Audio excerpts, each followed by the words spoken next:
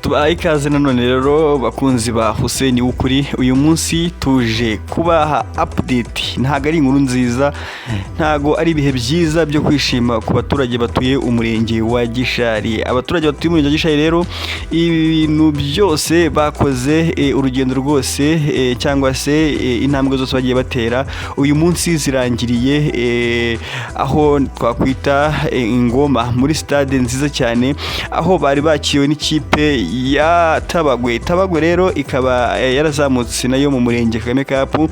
Ari naho tugiye kuganira uyu munsi rero, ese Gishari yo byagendekeye gute? Uyu munsi rero turi ku itariki 14 ukwezi kwa gatatu 2026. Reka turebere hamwe iki gikombe umurenge Kagame Cup cyateguwe na His Excellency Paul Kagame kugira ngo abaturage nabo bagire uruhare muri discipline zigiye zitandukanye, cyane cyane muri siporo. Football ikaza ku mwanya wa mbere. Uyu munsi rero umurenge wa Gishari ntago byawuhiriye, ntago byawugendekeye neza, nubwo wari wazamutse neza bwose.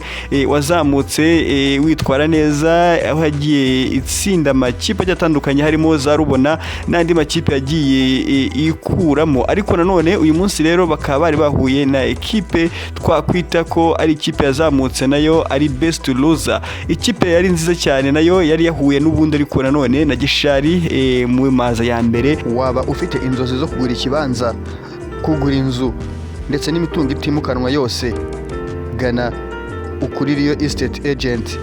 Turagufasha kukurangira aho wagura ikibanza cyiza kandi ku giciro cyiza. Amazu y'ubwoko bwose, dukorera mu karere ka Rwamagana mu mirenge yose.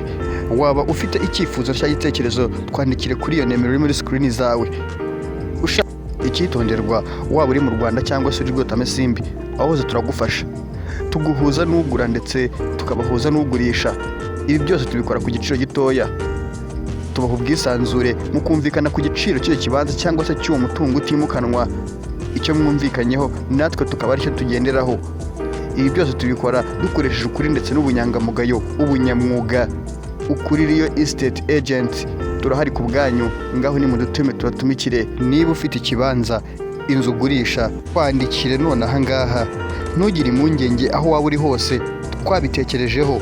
Haba i Rwotamasimbi, ubwo ndavuga aba diaspora muri rusange, dutume tugutumikire kuko turi abanyakuri. Turabahuza n'umuguzi ndetse n'umugurisha. Hamagara izo nimero none aha ngaha. Ukuririyo Estate turahari ku bwanyu. Watwandikira ku mbuga zacu Hussein w'ukuri kuri YouTube channel yacu, TikTok, WhatsApp ndetse na Facebook. Twitter yahindutse X, aho tuba tuhabaye, Instagram tutahibagiwe. Ibi byose tubikora ku bwanyu kandi tubikora kinyamwuga. Ukuririyo Estate Agent, big dreams in world. Bwose wazamutse witwara neza, aho yagiye itsinda amakipe atandukanye harimo za Rubona n'andi makipe yagiye ikuramo. Ariko nanone uyu munsi rero bakaba bari bahuye na ekipe twakwita ko ari ikipe yazamutse nayo ari best loser. Ikipe yari nziza cyane nayo yari yahuye n'ubundi, ariko nanone na Gishari mu maza ya mbere. Gishari itsinda igitego kimwe, iyo ekipe igitsinda ku munota wa nyuma bigoranye cyane. Ariko none haza kubaho ko iyo ekipe yatsinzwe na Gishari ku munota wa nyuma iza kubona best loser, bitewe n'uko yari yatsinze ikipe yari ikomeye nayo muri iryo tsinda, iza kuzamuka ari best loser, hanyuma ihura na ekipe ya Gishari. Ubwo rero urumva ko byabaye nkaho biba arena returu. Icyo gihe rero bahuriye kuri stade mpuzamahanga ya Ngoma. Hanyuma resulta zavuyemo rero ntago zashimishije abanyagishari muri makeya, ari nayo mpamvu tuje kwicara kuri izi mikoro zacu Hussein w'ukuri. Uyu munsi rero turabutsa ko umuntu aradukunda yakanda kuri ako kantu kanitso subscribe, hanyuma agafungura akazogera tukajya tubana mu biganiro byacu bya buri munsi n'uruvangitiranye rw'inkuru, ariko nanone inkuru nziza zitagira gute, zitagize icyo zitwaye. Rero reka mbahe ikaze nanone tubagezeho zavuye muri icyo gikombe cya umurenge Kagame Cup. Ikipe ya Gishari yari ihagarariwe n'umurenge wa Gishari n'ubundi, aho ngaho mu karere ka Rwamagana yari yaserutse yiteguye neza cyane, nkaho yari yizeye kuri bwagire finali, cyane cyane ko harebwaga ama ekipe abiri ari bwazamuka ku rwego rw'intara. Ku rwego rw'intara rero hari kuvayo ama ekipe amakipe azamuka ahagarariye intara, hanyuma iyo ekipe izahagararira intara nayo ikazamuka ku rwego rw'igihugu, hanyuma bakazabona igikombe cy'umusaza. His Excellence Paul Kagame rero akaba ari n'umuterankunga mukuru w'iki gikombe cy'umurenge Kagame Cup uyu munsi. Rero reka twongere tubabwire ko Gishari ntabwo byayihiriye, ntabwo byagendekeye neza, yaratakaje, yaratsikiye, ikubitwa ahareba inzega ku mugani w'abanyarwanda, ikubitwa ibitego bitatu rero byaje ari ibitego nanone ushobora kuba washyiraho komantere cyangwa se ntuzishyireho, nubwo abari bariyo ku makuru twahawe nuko bavuze yuko umurenge Gishari rwose hajeho kuba ngo barawukashije cyane, hakaba hari n'impamvu nyine batsinzwe ibitego bitatu, ariko abandi nabo bakavuga ngo ntabwo ikipe yakwibanga gutsinda ibitego bitatu, kandi amakuru duhabwa nuko ibyo bitego nabyo byatsinzwe n'umukinnyi umwe. Sasa rero uyu munsi twicaye ku meza y'ibiganiro, namwe murakurikira muri abakinnyi cyangwa se muri abafana bamwe. Uyu munsi turi mu murenge Gishari, akarere ni aka Rwamagana, intara y'Iburasirazuba.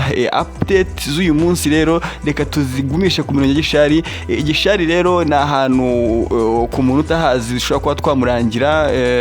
Hari ikigo cya polisi, niho training ya polisi ibera, ndetse hari n'ibindi bikorwa remezo bigiye bitandukanye mu murenge Gishari. Rero ni umurenge ubundi usanzwe ari intangarugero mu baturage, akenshi gutanga mituweli baza ku mwanya wa mbere, akenshi mu mihigo y'ibintu bigiye bitandukanye no mu budehe, aho ngaho uzababona ari aba mbere ku rwego rw'igihugu. Gishari rero si bwo bwa mbere muri discipline zose bagiye baba aba mbere.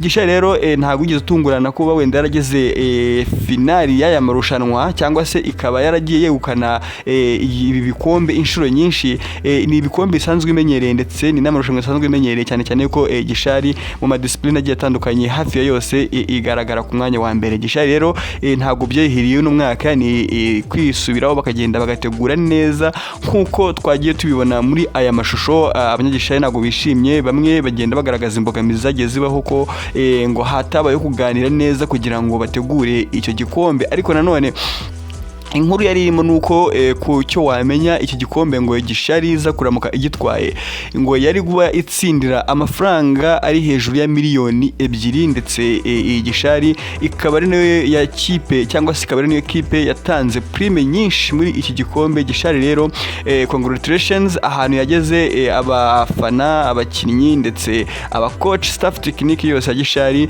ni ukwikomera amashyi, mukajya munegura n'amazi, cyane cyane ko yatweretse yuko irashoboye kandi ifite ikintu kinini yashyize ku murenge wa Gishari, cyane cyane muri discipline ya siporo. Rero uyu munsi ntabwo tuje kuvuga byinshi ku murenge Kagame Cup, cyane cyane yuko amarushanwa aracyakomeje. Turi kureba ama ekipe azahagararira ayandi ku rwego rw'intara, ndetse n'ama ekipe azahagararira ayandi ku rwego rw'igihugu. Ibyo ngibyo rero byose tuzagenda tubikurikirana, nubwo izi nkuru zagiye zica ku zindi mbuga zigiye zitandukanye, ariko nanone kugira ngo mujye mubana natwe mu biganiro byacu bya buri munsi, murasabwa kudufollowinga ku mbuga zacu zose, ni Hussein Wukuri, hanyuma tukaba tubana mu biganiro byacu bya buri munsi. Rero uyu munsi reka none nivugire kuri Gishari. Murabizi neza ko umurenge Gishari ni umurenge, ni imwe mu mirenge minini cyane yagutse kandi ifite abaturage benshi kandi basobanutse. Abantu bakuriye mu murenge Gishari rero haba impande zigiye zitandukanye, turabizi ko urumva niba Gishari igeze nawo kugira aba diaspora bagomba kumenya ama update agiye atandukanye. Rero nanjye Hussein hari abankurikira ku mbuga zanjye bagomba kumenya amakuru y'umurenge wabo bahagarariwe n'abakinnyi bagiye batandukanye. Rero tuzagenda tugarukaho, ndetse uyu munsi ntabwo ari ryo herezo, ahubwo nekereza yuko Gishari kuba yarabonye ko bishoboka, noneho ubu ngubu ni ryo tangiriro.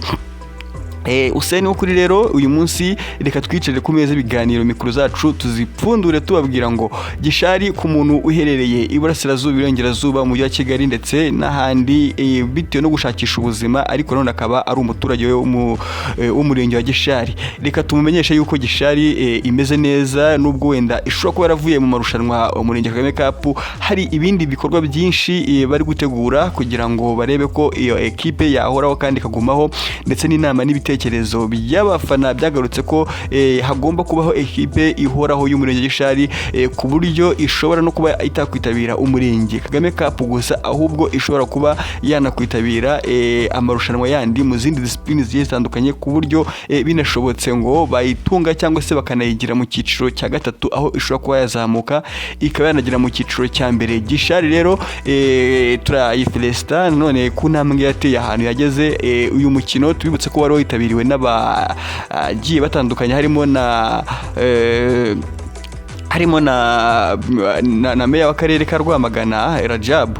Ubwo ngubwo aho ngaho rero bikagaragaza support Gishari yari ifite, ku buryo hagaragaye n'abayobozi bagiye batandukanye, gitifu umurenge ndetse n'inzego zigiye zitandukanye, cyane cyane yuko Gishari igizwe n'abapolisi.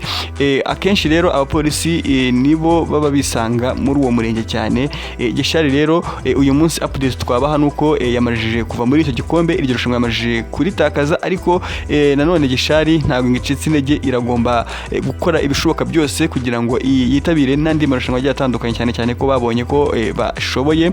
Ibi byose rero reka tuzagenda tubikurikirana intambwe ku yindi, ari nawo mwanya tubonye no kujya dushaka amakuru yerekeye kuri ekipe. Ese ubundi noneho hagiye gukurikiraho iki? Nge rero ni Hussein Wukuri, update za buri munsi ni kuri Hussein Wukuri, hanyuma mukadufunga ku mbuga zitandukanye, Instagram turaduhari, hanyuma Facebook turaduhari, n'izindi mbuga zose tugiye dukoresha, TikTok, Twitter hindutse X, hose tuba turiho. Hanyuma rero turabasaba ko mwajya mukora share ibiganiro byacu, hanyuma bikarebwa n'ingeri zose. Rero reka tubabwire ngo ciao, kandi tunabahe cyangwa se tunabifurize amahirwe mu murenge wa Gishari, muzagere kure hashoboka. Ciao. Waba ufite inzozi zo kugura ikibanza, kugura inzu ndetse n'imitungo itimukanwa yose, gana Ukuri Real Estate Agent. Turagufasha kukurangira aho wagura ikibanza cyiza kandi ku giciro cyiza. Amazu y'ubwoko bwose, dukorera mu karere ka Rwamagana mu mirenge yose. Waba ufite icyifuzo cyangwa igitekerezo, twandikire kuri iyo nimero iri muri screen zawe. Icyitonderwa, waba uri mu Rwanda cyangwa se uri Gotame Simbi, aho hose turagufasha, tuguhuza n'ugura ndetse tukabahuza n'ugurisha. Ibi byose tubikora ku giciro gitoya, tubaha ubwisanzure mu kumvikana ku giciro cy'icyo kibanza cyangwa se cy'uwo mutungo utimukanwa. Icyo mwumvikanyeho natwe tukaba aricyo tugenderaho. Ibi byose tubikora dukoresheje ukuri ndetse n'ubunyangamugayo, ubunyamwuga. Ukuri Real Estate Agent, turahari ku bwanyu. Ngaho ni mudutume tubatumikire. Niba ufite ikibanza, inzu ugurisha, twandikire none aha ngaha. Ntugire impungenge aho waba uri hose, twabitekerejeho, haba i Rwotama Simbi, ubwo ndavuga aba diaspora muri rusange. Tugutumikire kuko turi abanyakuri, turabahuza n'umuguzi ndetse n'umugurisha. Hamagara izo nimero none aha ngaha. Ukuri Real Estate, turahari ku bwanyu. Watwandikira ku mbuga zacu Hussein Wukuri, kuri YouTube channel yacu, TikTok, WhatsApp ndetse na Facebook, Twitter hindutse X, aho tuba tuhabaye, Instagram tutahibagiwe. Ibi byose tubikora ku bwanyu kandi tubikora kinyamwuga. Ukuri Real Estate Agent, big dreams in world.